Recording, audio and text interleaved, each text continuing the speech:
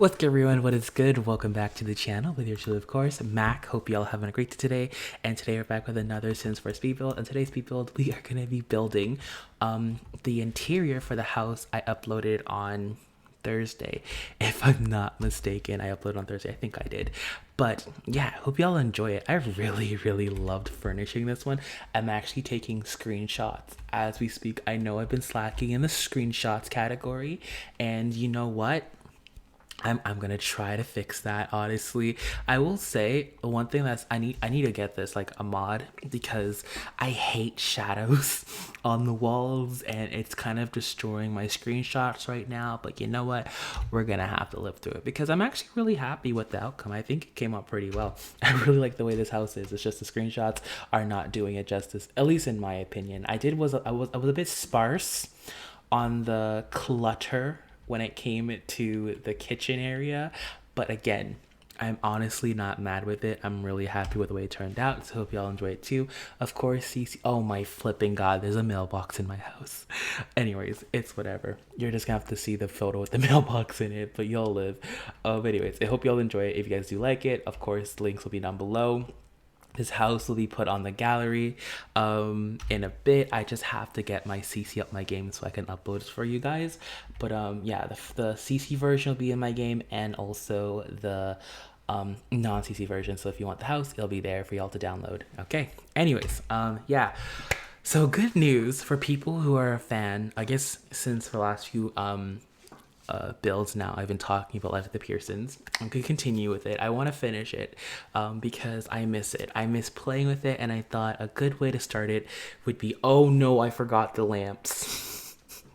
I just realized I put the two end tables down and there's no lamps. I just realized that. You know what, it's okay, we'll live. I don't even think there's a lamp in the actual photo of this place. Let me check. Yeah, there is lamps. Never mind, I missed them. I forgot. I put them down to place them and it totally slipped me, but whatever, I'll live. Yeah, so there should be lamps. There isn't. I could totally, should I just do it? You know what, should I? I'm gonna do it. I'm gonna put a screenshot with the lamps on. Oh, okay. Yeah, I'm gonna put a screenshot with the lamps on. By the way, I don't know, I'm using headphones right now to, like, you know, so by the way, first of all, if you hear an echo or if my audio sounds different, I'm recording this on my mom's computer upstairs, so it's not in my room, so it's not really soundproof or whatever. So if you hear like a different sound volume, that's one reason why. Second being, if you hear Sims 4, actually no, you shouldn't, no, I can't. But if you hear Sims 4 music, I don't know if you can or not, but if you do hear it, yeah, I'm sorry for that. But anyways, I'm trying to fix this. But what I was trying to say is I really miss playing Life of the Pearsons. I miss it a lot. I've been thinking about it way too much. I wanted to wait till more people discovered my channel again to play it. But honestly, I miss it. Like I never thought I'd miss it so much as I have. Maybe because when I was playing it recently, I was having the most fun I've ever had playing the game. So maybe that's why. But I've been thinking about it nonstop. My screenshot on my phone is literally my sim. It's that bad. I love this generation so much. So what I'm going to do is, like I said earlier, was I'm going to go ahead and finish my walkthrough or talk or whatever about Life of the Pearsons, and then I'm going to pretty much start it up after that. So I'm thinking about, you know, probably the beginning of May to mid-May to end of May. Somewhere in May, it's probably going to come back. I don't know. Wait, just prepare for it. So the day that I'm done, or I catch up to the story, when I'm talking, like, you know how I'm talking, retelling it, the day that I catch up on that and I'm finish it will probably be the day that I start getting into the motions of bringing Life of the Pearsons back. And if you guys want to watch it, now that you heard the whole story behind it, you guys are kind of caught up on it, you can go ahead and watch it and from where I start off. So yeah, I thought that's exciting. Again, I guess I miss it so much. I really can't wait to play it again. I feel like that's kind of been stopping me, not stopping me, like kind of, because how to say this, for years now I've always been either been playing Life of the Pearsons or making a speed build. So not having Life of the Pearsons, I've been feeling off lately, and I feel like that's one of the reasons why. But anyways, enough with the talking. We're gonna go ahead and get back into the retelling. I honestly It's been about a week. Not a week. It's been like a week and a few days since I last did a commentary because I've been pre-recording because of work. So I don't really remember where we left off. I think we left off at the part with Jazz. No, no, no. We passed Jasmine's part. I think we left off at the part where I probably should have just went back and listened to the last commentary, but I hate listening to my voice, so it always makes me cringe, so I never do it. So I think we left off at the part where oh yeah, I think it was Christmas. We left off at Christmas where everything was like honky dory, where Raya and Camila were getting on good terms, where Camila and Zeandre, were doing well with each other. They're getting back into, their relationship. Everything was going swell. And so to harden that relationship, and because she wants to put an effort in it, Camila went ahead and went to Raya's house, to like fully patch things over so they can build a relationship, because she really wants this marriage to work with Zeandre, and she just doesn't want the animosity to go on in the house. So she just wanted the drama to go away, and so they can build a relationship for a better future, because she really wanted all this to work. So when she got to Raya's house, she came into a really, she was, how do I say this? She walked into a really, really big surprise. At this point, Gianluca sadly passed away, so there was really no buffer between anybody. Gianluca was kind of there to keep the peace, and so since he passed away, Raya she was on her A game. So anyways, Camila pretty much walked in to a pregnant Jasmine. Yeah, a pregnant Jasmine. And so she kind of like, okay, interesting. It was weird because Raya was like touching Jasmine's stomach, like, oh, you're gonna be a mom. It's so exciting, this and that. And so she was like, okay, Jasmine got herself knocked up. Whatever, that's fine. That's her business. So anyway, so she went ahead and first of all, before she even talked to Raya, she wanted to talk to, my bad, I messed this up. This isn't the part where she wants to talk to Raya yet. That's not, we're not there yet. Right now, she wanted to talk to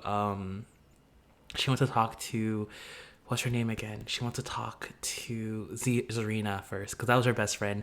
And the reason why she wants to talk to Zarina was because Zarina liked her. Because if you remember before, I told you guys that the night that Camila and Zeandre got into a fight, the night that Camila and Zeandra got to the fight, Camila called Zarina to ask her where her brother was, and Zarina said that she doesn't know where he was. But when Zeandre came home the next day and Camila asked him where he was, he told her that he was out with his sister Zarina. And so that was kind of shady that, her best friend, quote unquote best friend, because they're trying to make up at the time, wasn't truthful about that, because she knows that they're one married, and that, if she asks, you should probably tell him. But anyways, so she just wanted to get to the bottom of it. So what happened was that she didn't go to talk to Raya.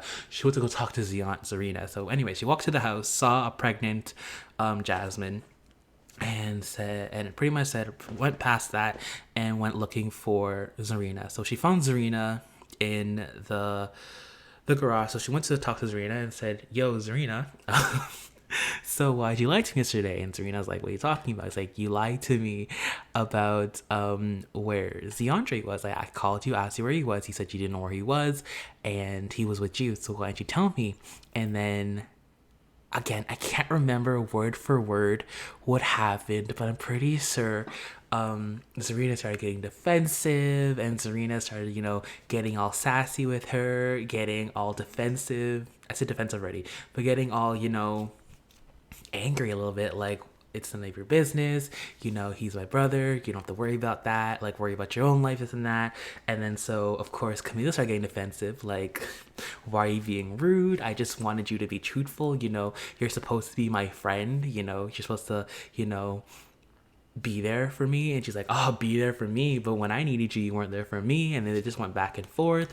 And then Zarina, got really cynical, and her true motives came out. She said, well, while you were at home, crying about your quote unquote husband, he was out, with he was out with me and my girl Jasmine, and him and her got really cozy. They looked really cute together, and one thing led to another, and I let them be. And I think that's when, like I said, Jasmine was pregnant, so she kind of put piece and piece together. She kind of put everything together, and she was like, she was done. She's she was like, is that his? And she just like honestly, the smug look on Serena's face when everything started to click for Camila. So she's like, is that Zeandre's? Is Zeandre the baby daddy? And honestly, Serena was just smiling, like, your husband got her knocked up. And honestly, know when a switch breaks, when like something cracks, where like you have all this anger and it just breaks, or you have a cup full of anger, it just overflows. It overflowed, and the inner savage in Camila came out. Camila just threw hands, like literally, she just pounced on Serena, started punching her, and this and that. It was bad. Like it was a catastrophe. And then Ryan came in here and said, "Get off my daughter!" And then of course, Camila stopped, and Camila wanted to go after Raya, but of course Raya is an old woman and she wanted to do it, but she ended up like shoving Raya out the way because she had so much anger. Like, how could y'all do this? Like, how are y'all manipulating her marriage? Camila was pissed. And so Camila pushed Raya, and then Camila pushed Raya, and then of course Rena's like, "You're not gonna touch my mom like that." And so they said, "Meet me outside." And of course she met her outside, and they went to another fight. Raya came out with Jasmine, and honestly, when she saw Jasmine, she wanted to hit Jasmine because Jasmine just had this smug smile on her face like she won. So she wanted to hit Jasmine, but she's not going to hit a pregnant woman. So she said, "You know what? I'm done. I'm done with this family. I'm done with you all. You can have him. I don't want him no more." Like, she was done. She was literally finished with the whole Pierce situation. It was just stress on top of stress. She has tried. Yeah, she's made mistakes, but they have just deliberately been trying to like ruin their marriage and just ruin their relationship from the get-go for no good reason, because of, I don't know, jealousy or whatever. And so she was just done. So she said, "You can have your brother, you can have your son, you can have your baby daddy. I don't want him no more." So she went home, packed her shiz, got the kids, and they left. They dipped. And that's when they moved into the small apartment, all the good stuff. Literally, Zeandre came home to an empty house, called her up. She would not pick up the phone for him. She was done. She's like, "You know what?" And at this point, she was pregnant with she was a third trimester with Zeandre, not Zeandre, with Vaughn at the time. Yeah, she was on the third trimester with Vaughn. So she was just like, again, a bunch of no. She already had Vaughn. My bad. She had Vaughn on Christmas, so she took Vaughn, the baby, and everybody, and she moved out, and that's pretty much what happened there. And then it was good, It wasn't good. It was bad. Like, she was trying to maneuver because again, she's a very independent person, so she doesn't need nobody to like help her out. So she didn't need Zeandre's help. She didn't need, his family's help. She just needed herself. She did what she had to do. She got her bills paid. She took care of her kids. And so for a full month, she'd had no I guess it was bad because she did not talk to Zeandre. Zeandre did not see his kids. But then after she realized that she couldn't do that, so, she picked up the phone so he could come over, saw his kids. And then he started, talking about how he wants to be with her. And now he's how he's sick and how he's sorry, this and that. But she didn't forgive him. She's like, I don't want nothing to do with you. We'll continue the story in the next one. But that's where we're at right now. Hope y'all enjoying the story. Thank you all so much for watching. And of course, I'll see you on the next one. I'm out. This is Peace by Litter. I'm out. Peace.